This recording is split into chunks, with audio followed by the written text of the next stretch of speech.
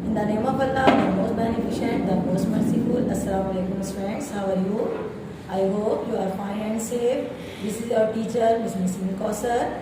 As you know that online classes have been started for all of you. Today the lesson I am going to teach is Urdu. Take out your Urdu book and open book page number 114. Okay students, page number 14 पे 114 पे देखें, हमारा new lesson start हो रहा है। Last work हमने क्या किया था, हमने बुक वर्क किया था। आज हम न्यू लेसन स्टार्ट करेंगे। चलिए न्यू लेसन रीड करते हैं। पहले लेसन का नेम पढ़ते हैं, हजरत राबिया बसरी रहमतुल्लाह अलैहा। स्टार्ट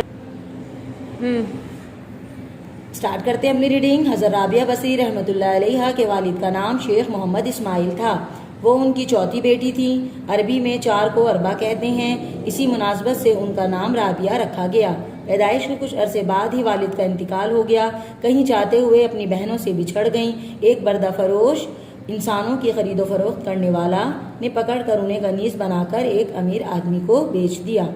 जी, क्या पैरा में समझ में आ रहा है क्लास के हजरत राबिया बसरी के वालिद का नाम क्या था, शेख मोहम्मद इस्माइल था और वो चौथे नंबर पर थी। और उनके अरबी में 4 को क्या कहते हैं, अरबा कहते हैं। आप देख रहे हैं अरबा के जो अल्फाज हैं वही उनके नाम में भी आ रहे हैं। वही अल्फाज 4 को भी अरबा कहते हैं और उनके नाम में भी वही अल्फाज आ रहे हैं, राबिया में भी।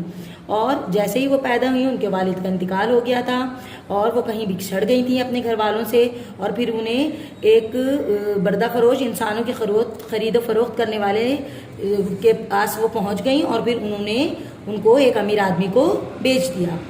वो आदमी बहुत सख्त मिजाज था, उनसे बहुत काम लेता। एक रात उसकी आंख खुली तो उसे राबिया बसरी रहमतुल्लाह अलैहा की कोठरी से हल्की सी आवाज़ आई। वो हैरान हुआ कि ये किससे बातें करने की आवाज़ है। उसने कोठरी के करीब जाकर सुना, आप रहमतुल्लाह अलैहा अल्लाह से गिड़गिड़ाकर दुआएं करते हुए कह रही थी।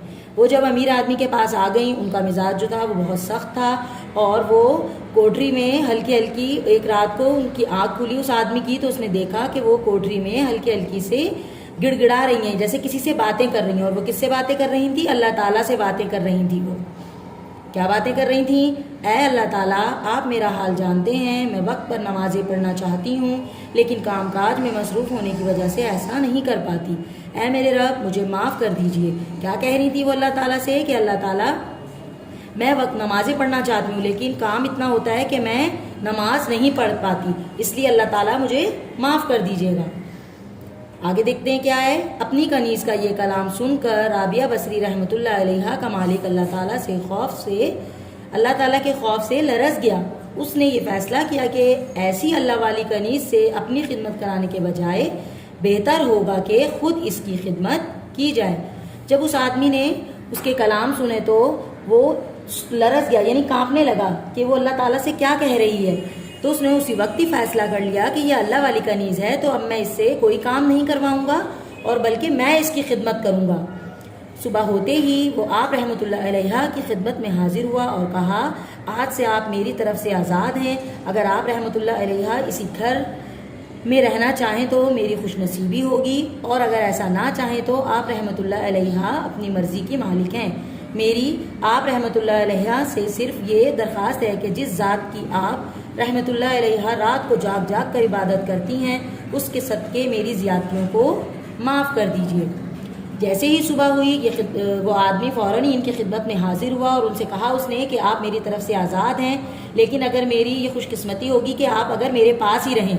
वैसे आप अपनी मर्ज़ी की मालिक हैं लेकिन आपसे मैं सिर्फ मेरी एक इल्तिजा है कि जो आप अल्लाह ताला की रात रात को जाग जाग कर इबादत करती हैं उसी के सदक़े में आप मेरी गलतियों को माफ़ करवा दीजिए अल्लाह ताला से। तो उस आदमी ने हज़रत राबिया बसरी रहमतुल्लाह अलैहा से एक दरख्वास्त की। आगे देखते हैं। अमीर आदमी की गुफ्तगू सुनकर हज़रत राबिया बसरी रहमतुल्लाह अलैहा ने फरमाया, मैं यहाँ से जाना ही चाहूँगी। उन्होंने अमीर आदमी को जवाब दिया कि मैं यहाँ नहीं रहना चाहती और मैं यहाँ से जाना चाहती हूँ। गुलामी से आज़ाद होने के बाद सैयदा हज़रत राबिया रहमतुल्लाह अलैहा एक बड़े इल्मी मरकज़ कोफा में चली गईं। वहाँ उस वक्त के बड़े बड़े उल्मा मौजूद रहते थे। वहीं आप रहमतुल्लाह अलैहा ने कुरान हिफ्ज़ किया, कुरान की तफसीर, हदीस और इस्लामी फ़ुक़हा को खूब समझा। بہت سی احادیث زبانی یاد کی، تعلیم حاصل کرنے کے ساتھ ساتھ وہ دل و جان سے دن رات عبادت میں مشغول رہتی۔ بڑے بڑے بزرگ ان کے پاس حاضری دیتے اور دین کی باتیں سمجھتے۔